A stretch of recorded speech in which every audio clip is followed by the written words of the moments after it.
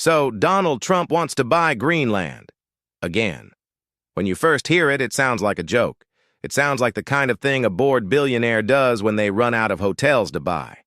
But if you stop laughing for a second and look at the map, you realize something terrifyingly smart. It's not a joke. It might actually be the most strategic move of the century. Here's the reality. Greenland isn't just a giant block of ice. It is the world's most valuable aircraft carrier.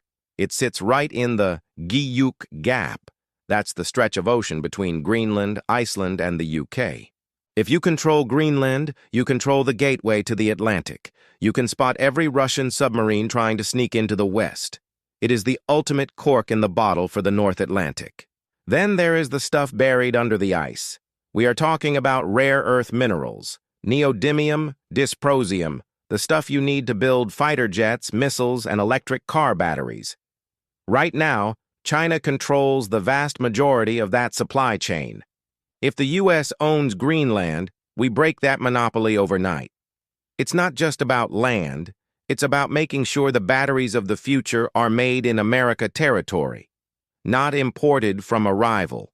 And let's be honest, there is an ego play here, but it's a historic one. Presidents are obsessed with legacy. Jefferson bought Louisiana. Seward bought Alaska. Trump wants his name on the map in that same category. Doubling the size of the United States with a single signature? That is the ultimate real estate deal. It's a legacy that lasts 500 years.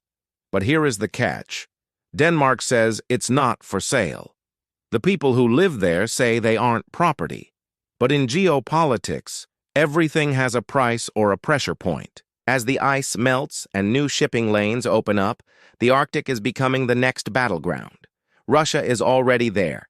China is trying to build airports there. The U.S. cannot afford to just watch from the sidelines. So, is it crazy? Maybe. But remember, they called the purchase of Alaska Seward's folly and made fun of him for buying a frozen wasteland. Today, that wasteland is a gold mine of oil and strategic defense. Buying Greenland might sound absurd in 2026, but in 2050, whoever owns that island might just own the future, and that is why the deal is still on the table.